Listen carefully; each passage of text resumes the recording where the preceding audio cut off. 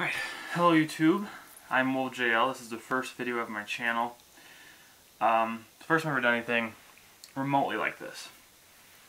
Now, today I want to review a book for you, and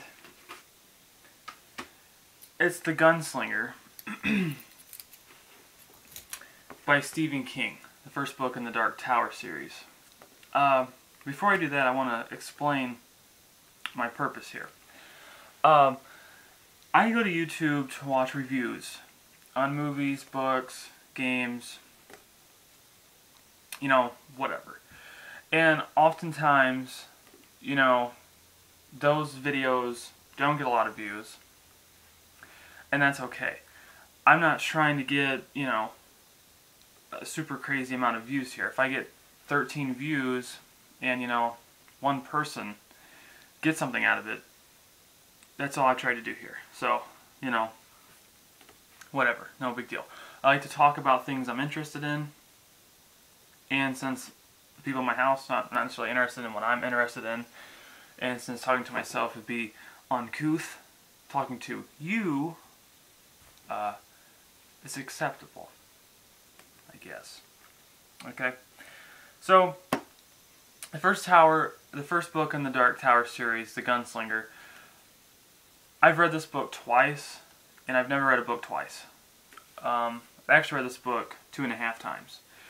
I originally checked this book out at my library when I was in high school, and a hardcover edition. And there was pictures in there. And there were times when I was reading the book where I thought, I don't understand what's so cool about this. And it was also my first real jump to the Stephen King world.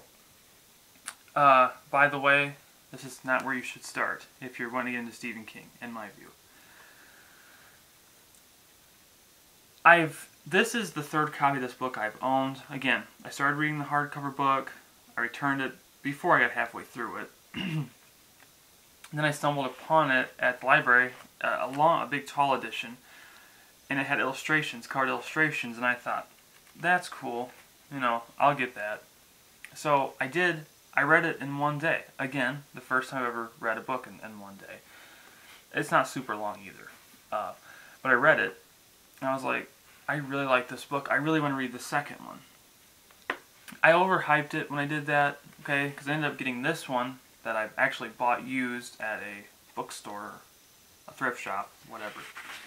And so, yeah, and when I read this, okay, I will be honest, it's really not that incredible, okay? I like it. I love it because it's so different than anything Stephen King's done and then a lot of authors have done. He wrote this book when he was 19 years old, and I believe a freshman in college. And it was originally written as, not one volume, but 5. And so, like, each volume in this book starts with a picture like that. I thought that was always cool. And, and that pretty much introduces the next volume. It has, like, the word, and then it has the picture. And you can tell he is still starting out in his writing efforts here. The good news is, like, when you compare, newer works and older works of Stephen King, vintage King, and then the modern era King, this really doesn't fall, even though this is vintage King, it really doesn't fall into that vintage category that we think of. We think of It and The Stand and Carrie and Christine and all those, Pet Sematary. And it doesn't fit with the turning eras like Needful Things and Tommyknockers, and you can't really classify it with Doohickey and, Under the Dome and that kind of stuff. It's really none of those. This is fantasy, and if you ever read Stephen King's Eyes of the Dragon, you'll feel a little more home here, even though it's different than that. But you'll see some similar names. You see that a lot in King's work. But yes, and I will ramble.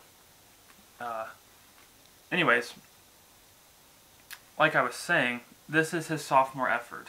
So there are a lot of typos. There's a lot of points where Mr. doesn't know where he's going, or it's just like sometimes you're scratching your head and thinking, what just happened? I still don't know what happened this one part with Jake and Rollins and I'm not gonna spoil anything, but I still don't know what the hell went on there. And I have read it, 2 or 3 times. So that section, anyways. Yeah. So there's some cool scenes in this book, but this whole book is a big mystery. There is no clear thing of what is going on. Who's the man in black? Why is he after the man in black? These things are not answered in this book. These are questions the book asks. This book pretty much only asks questions. Okay. The Stephen King site even says, the moderators say, if this book's not doing it for you, to skip it and start with number 2. I have read number 2 as well. I have the complete series, and I get this stuff used. And 2 is definitely a vintage King book. It has that feel, It's just a really well-written book. That being said, this one's so much more intriguing, I think, than the second one. It's just one of those books where you read and you don't want to put it down, but you don't really know why. I think you don't put it down for the fact that it's different, probably different. Here's how the words look in this edition. This is the Signet edition, and this is just like, it's not my favorite edition. I like the illustrated one the best. But like I said, there are errors in this book. And if you see at the beginning of this video, there's a little clip of a book with Roland on the cover.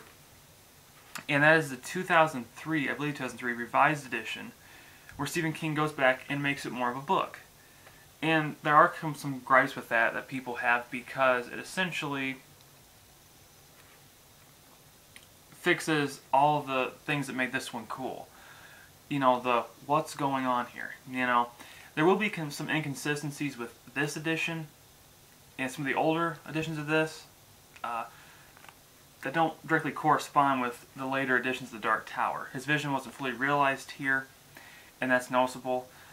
But these last few pages of this book, the last real chapter or book, really changed my perspective on life. I absolutely love the ending of this book. This is a book that I like. Okay? So, and I don't want to spoil a bunch of story. I don't give you a bunch of what the book's about. Again, you can read all that stuff on your own time. I just want to give you an honest opinion from an honest fan. If you are a Stephen King fan, a diehard, of course you're going to read this if you haven't already. If you're looking to get into Stephen King, do not start here. Okay? If you're a fantasy fan, you may consider starting here, or on book 2 of the Dark Tower series, or the revised edition. If you're not a Stephen King fan, again, don't start here. Start somewhere else. Like, in the vintage era, like maybe Salem's Lot, or Christine, Misery is a great place to start, I think, for anyone who wants to become a Stephen King fan. I started on Salem's Lot. This is not a place to start, okay? But being an established fan, it was cool to see King in this style. And the rest of the series continues the trend, I do believe. But we see the poor transition from vintage King to modern era, I think, as we go on. So, again, that's the demographic, that's the audience I'd recommend it to. If you haven't read it, you should pick it up, because it's just got a huge following, and it leads to better things. So, hope you enjoy it. Thank you for watching this YouTube video. I'll be back for more. Again, I'm not looking for a billion reviews. And one last thing before I go. You're going to see me wearing these clothes on a good batch of videos, like 4 or 5. And that's because I'm going to record these videos in one sitting, like 4 or 5, and then release them at later dates. So it's not because I haven't showered, or own one outfit or whatever. It's because that's how I record the videos in bunches. Thank you.